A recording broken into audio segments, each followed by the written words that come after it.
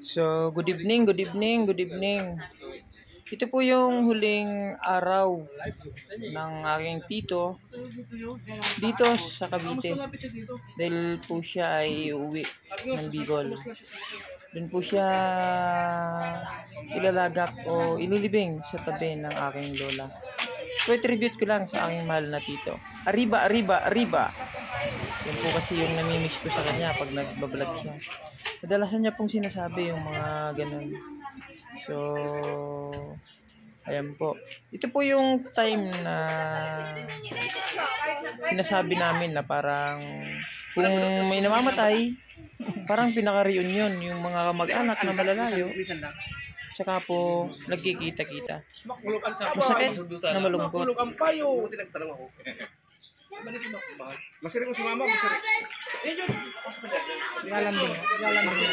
Lalambing lang. Alam niyo may patay doon? Naka-video po. Ano ka video guys? Video na pala yun. Sa vlog ko. Nagbablog ako eh. Mag-vlog. Pamangking ko to. Yan. Sa pinsan. Yan po ang huling ano natin. Ito. Sana po ingatan nyo ang tayong to dahil natin na. Si Susan kalaguyo. ay talagang para na kami kapatid. May turong. Sa mga agumagong kang kalaguyo. Ngayon, dito dahil kay Rodel. Malungkot na masaya po, ano? Sabi malungkot na masaya. Masaya dahil nag-ipon-ipon mga kamag-anak. Dahil kay Rodel nakita-kita kami. Umalis ako sa kanila 1968. So, talagang naging daan si Rodel para magkita-kita kami. Kaya ako masaya-masaya. Yan mo kumpa ni Rodel, no?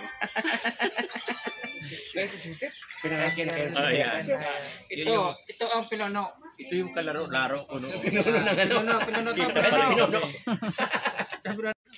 Ay, ka, doon eh. 1966 na pagkali doon.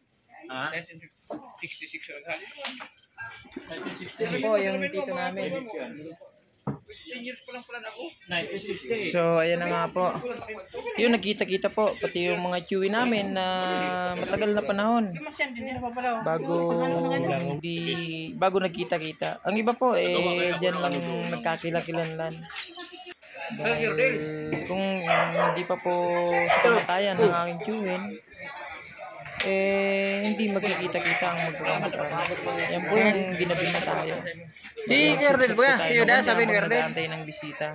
Dahil po yung sundo mula pa po sa Bicol, ito po pala kasi nakaburol dito sa Cavite, sa Teresa Martires. Ngayon po, iuwi po ang bangkay ng aking tito sa Bicol.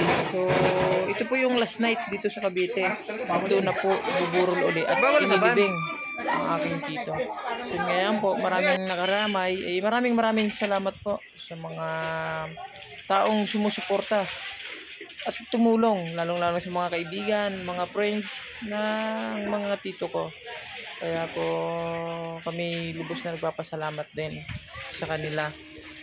Dahil hindi po nila kami pinabayaan. Patuloy po silang tumulong sa amin. Ayan po ang aking mahal na tito. Ang kamatayan nga po pala, nagkaroon siya ng stage 4 cancer sa lungs. Lung cancer. Kaya so mag-iingat po tayo parati dahil po pag namatay na ang isang tao, kahit po gaano ka katatag, kahit sobrang dami mong pera, pag namatay na, wala na po tayo magagawa. Makakalimutan na po tayo pagdating ng araw. Ayan nga po, inaayos na dahil nandyan na yung sundo, yung magdadala na punerarya galing sa Bicol. Ayan po. So, sasakay na lang po natin. Tapos uwi na po. Yung iba pong mga nakiramay, kasi gabi na po. Ano na po yan? Madaling araw na. Pag po siya ililibing. Galing dito ng Cavite. Ang nangyari, iuwi na ng Bicol. Ito po yung kasi po, bago naman po siya namatay, yun po talaga ang bilin niya. Katabi po, ililibing daw po siya doon sa tabi ng lola ko, ng mama niya. Kasi patay na rin po ang lola ko. Nakakalungkot nga lang po, 2 years lang 2 years lang ang nakalipas. Sinasakay na siya. Tapos siya naman po yung kinuha. Ayan po, sinakarga na. Ayan po yung magiging service niya. Yun po ni Raria po na galing sa Bicol. Sinundo siya dito sa Cavite. So, ayan po yung lolo ko. Yun po yung tatay niya. Iuwi na siya ng Bicol. Kaya gabi na rin po. Kaya maraming salamat po sa lahat ng suporta. Shoutout mo po pala kay Tito Raul. Matagal kaming hindi nakita, kung ilang years. Nakilala ko siya dyan. Malungkot na masaya dahil kung hindi pa kamatayan ng aking tito is hindi ko pa po siya mimimit. So ayan po mga tita ko. Ayan po. Inaantay na lang kasi may ibabiyahe na po siya.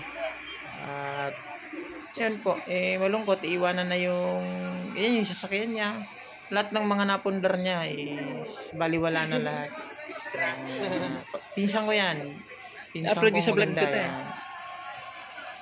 So, Piling paalam, ayan na lang po.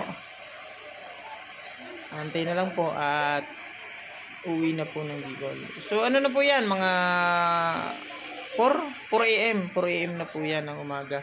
Mga naglagpit po muna, siyempre sa kanyang bahay. Yun nga lang po nakakalungkot.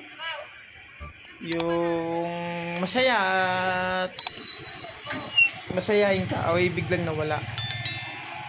Siguro po ganun talaga ang buhay. Kaya kailangan po natin mag-ingat. Salamat po.